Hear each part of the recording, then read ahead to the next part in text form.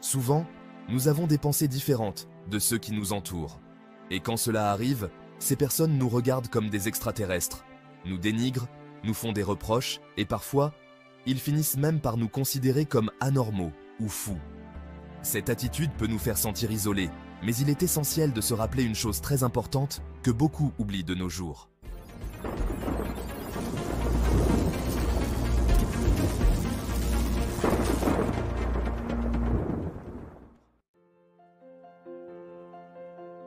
La diversité des pensées est cruciale. Accepter les différences est une pratique précieuse. Grandir dans une culture où tout le monde pense et agit de la même manière, cela rend difficile le changement de perspective. Il est donc vital d'accueillir les divergences car elles apportent beauté, sécurité et durabilité à notre vie.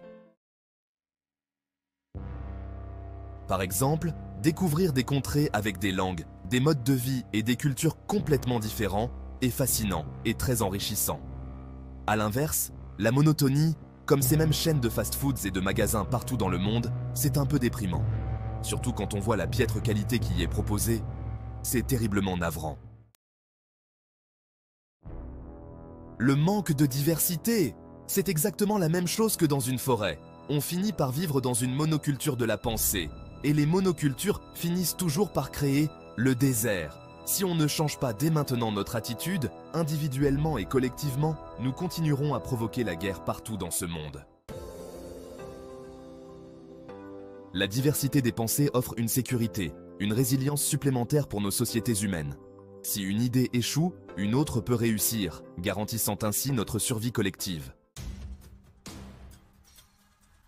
En observant les conflits actuels parmi les avis divergents dans la population, nous pouvons constater que certaines puissances utilisent ces différences pour créer des divisions, en particulier les politiciens qui exploitent ces désaccords pour monopoliser le pouvoir et contrôler les masses.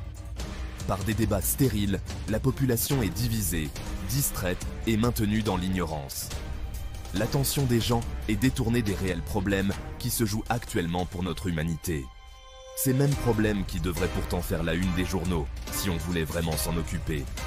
Si cette large population humaine, qui se croit évoluer, devenait vraiment responsable de son destin, en s'attaquant sereinement aux vrais problèmes auxquels nous devons faire face aujourd'hui en tant qu'humanité. Au lieu de ça, nous passons nos vies à nous quereller, à nous juger. N'oubliez pas les paroles du Christ, aimez-vous les uns les autres. Il avait raison, ne pas accepter les différences conduit forcément à une vie remplie de conflits et de violences. Tous les problèmes actuels proviennent de notre incapacité à accepter des modes de pensée, des idées et des modes de vie différents. Pourquoi ne pas laisser vivre les autres comme ils en ont envie? Pourquoi vouloir toujours tout contrôler? Vouloir que tout le monde agisse de la même manière n'est ni durable ni bénéfique. Pour vivre une vie paisible et durable, on doit maintenant apprendre à cultiver l'acceptation des différences en nous-mêmes. On doit chacun se rappeler constamment que croire qu'on est le seul à avoir raison peut devenir très dangereux. Ça ferme notre esprit à de nouvelles idées. Adopter une attitude d'ouverture et de respect envers les autres peut mener à des découvertes enrichissantes et booster notre créativité collective. L'éducation mondiale tend à vouloir former des individus qui pensent tous de la même manière, en valorisant la consommation illimitée et la richesse comme critères de succès. Cependant, cette mentalité matérialiste consumériste et ce mode de vie de consommation illimitée sont devenus totalement obsolètes et toxiques. Si cela s'étend à toute la population mondiale, parce que c'est le seul modèle valorisé, alors cela va épuiser toutes nos ressources naturelles, pourtant déjà très limitées. Il est effrayant de voir à quel point cette uniformité de pensée finit par avoir des conséquences désastreuses sur notre environnement. Encourageons des pensées différentes et apprenons à écouter sans violence. La diversité de pensée enrichit notre compréhension du monde.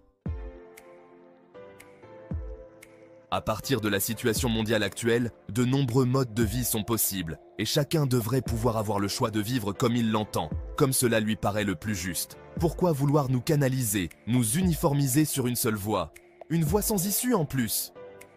Ce monde des multinationales et de l'hyperconsommation finit par tout détruire, au détriment de la nature et des humains. Pourquoi ne pas promouvoir tous les modes de vie, pour autant qu'ils ne nuisent pas aux autres? Par exemple, encourager aussi la consommation responsable, la décroissance, la culture de la non-violence, le respect de l'humain et le respect de la nature.